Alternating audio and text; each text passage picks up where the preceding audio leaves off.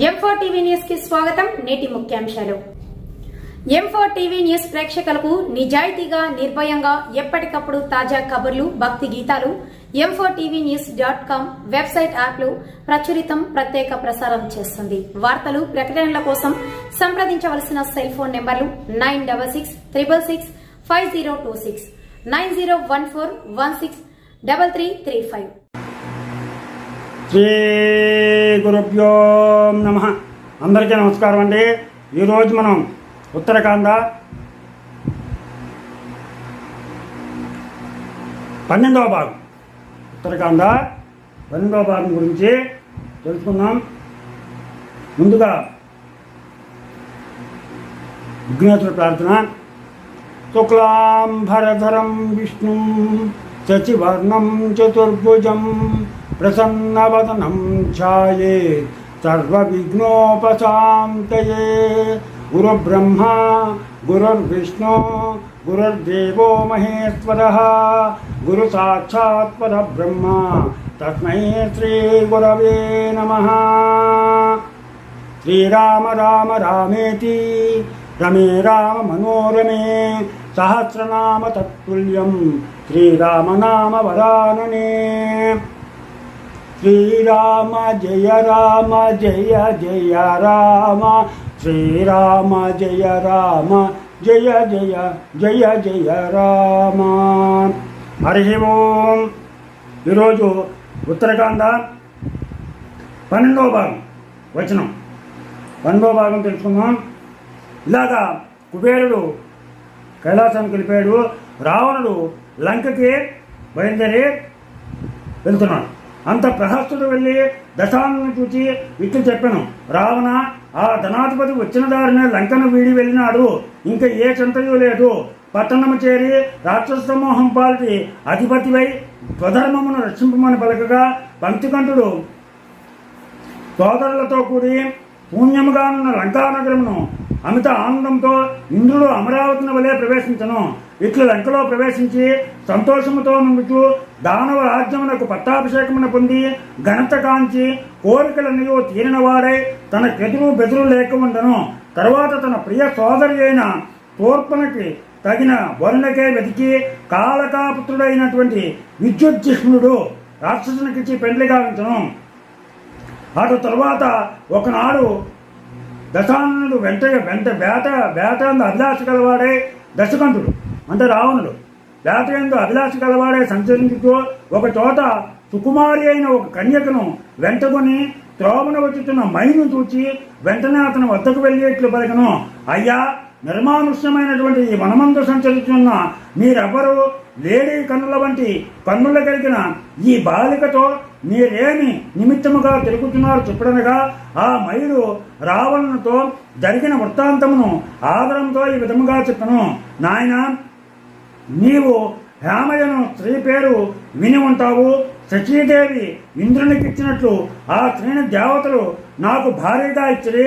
నేను దాన్ని కూడి సుఖములు అనుభవించుతూ ఇన్ని వందల సంవత్సరములు వేడుకుంటుని తరువాత దేవతల ఆజ్ఞతో ఆ హేమ నన్ను విడిచి వెళ్ళి 14 ఏళ్ళయింది.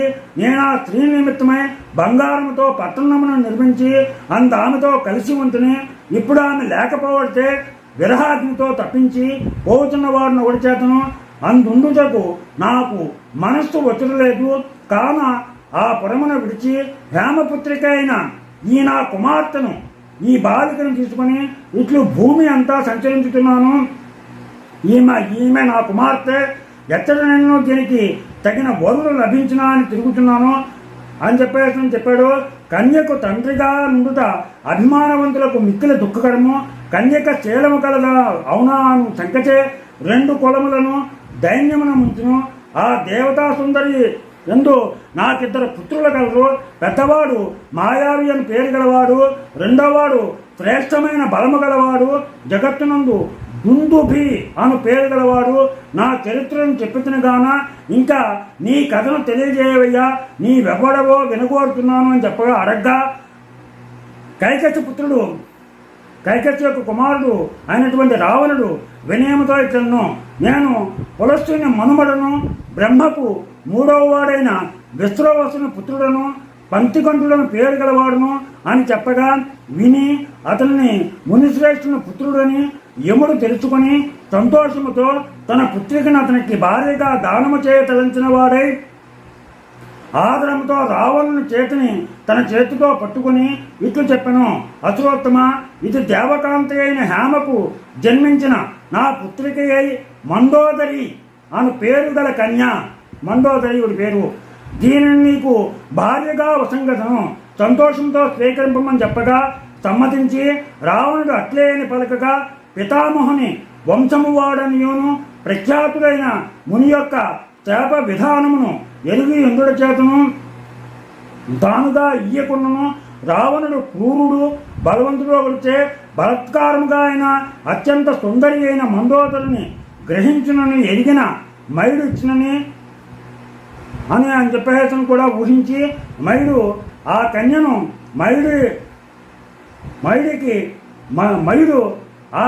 మైడు తండ్రి రావణుడు అగ్నిసాక్షిగా ఆ కన్యను భార్యగా ఇచ్చాడు.